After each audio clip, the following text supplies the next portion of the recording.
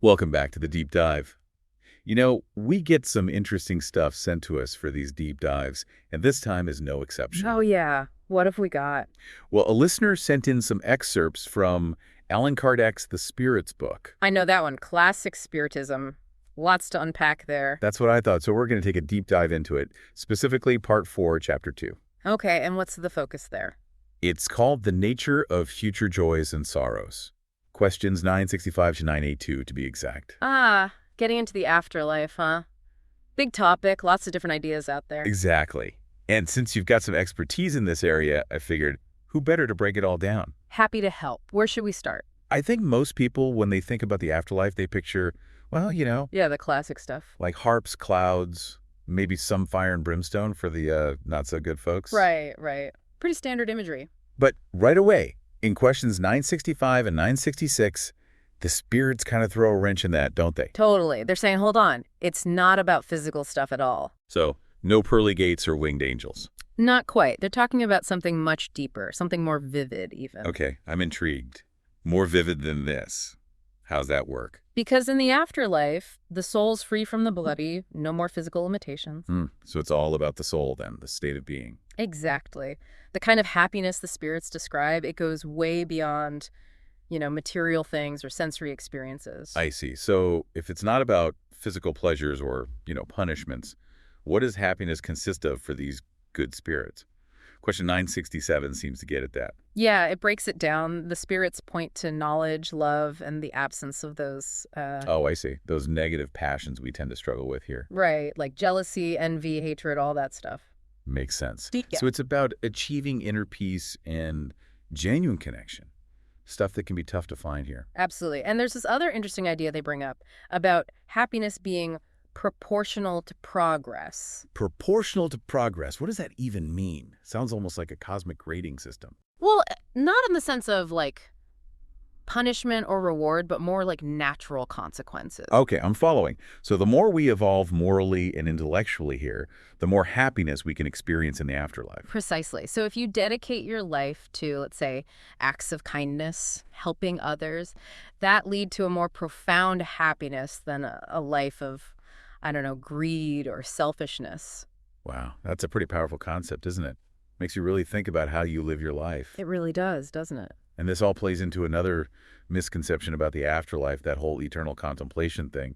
Question 969 addresses that. Oh, yeah. The idea of just like floating around in bliss for eternity. Not quite what the spirits describe. Right. They debunk that pretty quickly. They do. They emphasize that existence in the spirit world, it's active, fulfilling, especially for the good spirits. So no harp concerts in heaven. Not unless they're putting on a show for someone. It's more about dedicating themselves to helping others progress. So it's not about reaching some static perfection, but rather continuous learning, growing, helping others evolve too. Exactly. It's dynamic, it's purposeful, even in the afterlife. But let's be real, the afterlife isn't all sunshine and rainbows. Question 970 takes a bit of a darker turn. True. It starts talking about suffering, specifically for those lower order spirits, as Kardec puts it. Right. And I think it's important to note that this suffering isn't about, like, physical pain or some external punishment. Yeah, no, it's way more internal. More of a mental anguish, I'd say. Yeah. Stemming from those unfulfilled desires, maybe the weight of past wrongdoings. Exactly. That's exactly it. Like being trapped in a cycle of regret and remorse for stuff done during their physical lives. Oh, man. Sounds awful. To be consumed by those negative emotions, constantly aware of what they lack. Yeah, not a pleasant picture. And to make matters worse, questions 971 and 972 suggest there are still temptations in the spirit world. Wait, so even after you die, you still have to battle those negative influences? Yeah. That's what the spirits seem to be saying. They talk about these perverse spirits who can tempt others away from, repentance and growth. So even in the afterlife, moral choices still matter. Mm-hmm. And that journey towards spiritual evolution, well, it's not a cakewalk. Not at all. It's almost like our moral compass keeps developing, even after death.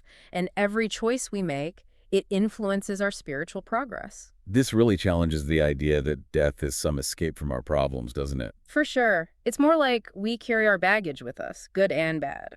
And how we deal with it in the afterlife, that's what shapes our path. And speaking of baggage, questions 975 and 977 bring up a pretty unsettling idea. Oh, yeah. What's that? The ability of these discarnate spirits to see their past lives with complete clarity and be confronted by the consequences, like watching a film of your life, with all the emotions and consequences amplified. Whoa, intense. That's what I thought. So they see everything they've done, good and bad, and face the impact it had. Exactly. Especially the suffering caused to others. That's got to be rough. No kidding. Makes you think, doesn't it? Yeah, talk about a karmic reckoning. Yeah. Makes you wonder, is there any hope for these lower order spirits? Are they just doomed to suffer forever? Well, thankfully, it's not all doom and gloom. Questions 978 and 979 shed some light on that. Okay, good. So what did the spirits say? They're pretty clear that suffering isn't eternal. It's part of a purification process. So it's like working through the bad stuff, learning from it. Exactly.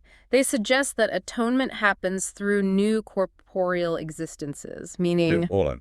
New corporeal existences. They're talking about reincarnation, right? That's what it sounds like, coming back to Earth in a new body to learn and grow from those past mistakes. So it's not about being punished. It's more like getting another chance to get things right. Yeah, it's all about progress. Each lifetime is a new opportunity to learn, evolve, maybe even reach a higher level of, spiritual enlightenment. Okay, that makes sense. It's kind of reassuring, actually. Even if you messed up pretty bad, there's still hope for redemption, for finding happiness in the afterlife. Exactly. It's never too late to change course, to learn from those mistakes. So we've talked about the sorrows, but what about the joys? What's Yeah. it actually like for the good spirits in the afterlife? Oh, they're not just sitting around bored, that's for sure. Question 980 talks about these incredible bonds they form with each other, stronger than anything we experience here, I'd imagine. For sure. They describe these connections as pure affection, shared values, a deep understanding. Wow, sounds pretty idyllic. It is. They form families, not in the traditional sense, but more like kindred spirits. Like finding your soul tribe on a cosmic level. That's a great way to put it. It's a beautiful vision of what's possible when we let go of those, earthly egos. It makes you wonder about death, doesn't it? Yeah. Like, does it matter how we feel about it? If we fear it or welcome it? Question 981 touches on that. And the spirit's take on it is pretty interesting. Oh, I bet. What do they say? They're more concerned with the why behind the feelings than the feelings themselves. So like being afraid of death because you haven't accomplished what you wanted to in life, that's different from being afraid of judgment, right? Exactly. It's about understanding what those feelings say about us, about our values and priorities. Another invitation to look inward, even when facing something as big as death. I like that. It's a theme that keeps coming up, isn't it? It does. Now, I know some people listening might be wondering, do I have to become a spiritist to experience any of this? The age-old question. Yeah. And thankfully, question 982 tackles that head-on. I was hoping it would. So what's the verdict? The spirits emphasize that it's not about subscribing to any specific belief system, but about living a good life. Their words exactly, good is always good, regardless of the path that leads to it. That's a pretty inclusive message. Yeah. It's open to anyone, no matter their religion or background. Absolutely. It's about those core virtues, kindness, compassion, integrity, about making a positive impact on the world. Yeah, those are pretty universal, aren't they? It's a message that really resonates with me. It's not about blind faith or dogma, but about actively living a life that aligns with our, highest ideals. Exactly. And when we do that, the spirits suggest we're naturally aligning ourselves with those universal laws that govern, everything. It leads to greater happiness and fulfillment, both now and in the afterlife. So in a way, we're kind of creating our own heaven or hell right here, right now. I'd say that's a pretty good summary. We have that power to shape our spiritual destiny through our thoughts, words, and actions. That's a powerful thought, but it can also feel kind of daunting, like where do we even begin? Well, the spirits have some advice for that too. They stress the importance of seeking knowledge, being self-aware, and refining our moral compass. So it's about being actively involved in our own spiritual development, not just waiting for things to happen. Precisely. Taking responsibility for our choices, learning from those mistakes, and always trying to be better. This is making me think about the bigger picture. The universe, all its beauty and complexity, makes you wonder what's really out there beyond this physical realm. What mysteries and wonders await us as we keep evolving? That's a question that's captivated people for ages. And while we might not have all the answers right now, Right. the spirits at least give us a glimpse of what could be. They suggest this journey of growth and discovery. It doesn't end when we die. It keeps going, even without these physical bodies. It's almost like we're standing on the edge of this vast, unknown territory, and death is just a doorway to something even more amazing. I like that analogy. It captures the sense of adventure, the unknown. Who knows what awaits us on the other side? Maybe unimaginable beauty, connections we can't even fathom right now, a level of understanding that just blows our minds. The possibilities are endless, really. It's both exciting and humbling to think about, isn't it? Our earthly existence is just one chapter in this much larger story, a story that continues to unfold even after we leave this physical plane. And the amazing thing is, we get to shape that story, influence where it goes through our choices. That's a powerful reminder. We're not just passengers on this cosmic ride. We're the ones holding the steering wheel. Exactly. And the spirits encourage us to grab that wheel, with courage, compassion, and a thirst for knowledge. It's like they're saying, don't just wait for heaven, go out and create it. Mm. It's a real shift in how we think about, well, everything, isn't it? It's Yep. not about some final destination. It's the journey that matters. And from what the spirits are saying in the Spirits book, that journey doesn't stop just because we die. Nope, not at all. It keeps going, even when we're not in these physical bodies anymore. They paint this picture of the afterlife as a place of constant growth, learning, helping others. It's not about like reaching some perfect state and just chilling. Right. It's about always striving to understand more, expand our consciousness, contribute to the evolution of everything, really. So even in the afterlife, there's still a purpose, something to keep pushing us forward. That's pretty wild to think about. It challenges the whole idea that death is the end. Definitely. And what's even more amazing is that everyone has that chance to progress, no matter what they did in the past or what their situation is now. That's a message of hope, isn't it? Like, we're not limited by our mistakes. We have this incredible potential for growth, for change. Exactly. Transformation, even. And that's a powerful message, especially in a world that can feel so divided, so full of negativity. It's like the spirits are offering a path toward unity, understanding, a way to move past our differences and embrace, our shared humanity. They are. And they remind us that it's not about being perfect or following some strict set of rules. It's about making choices that align with our values, striving to be the best versions of ourselves that we can be. It's about living with intention, being kind, spreading that love and light wherever we can. And those actions, they have a ripple effect, not just here, but in the afterlife too.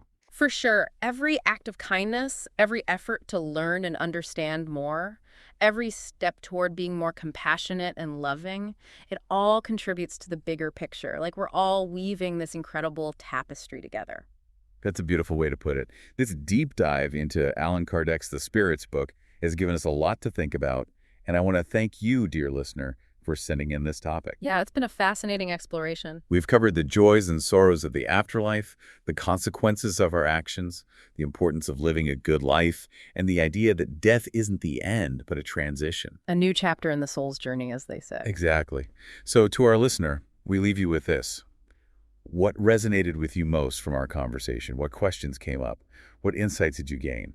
We'd love to hear your thoughts. And remember, that journey of self-discovery, it never ends. Keep diving deep, keep exploring, keep asking those big questions. Until next time.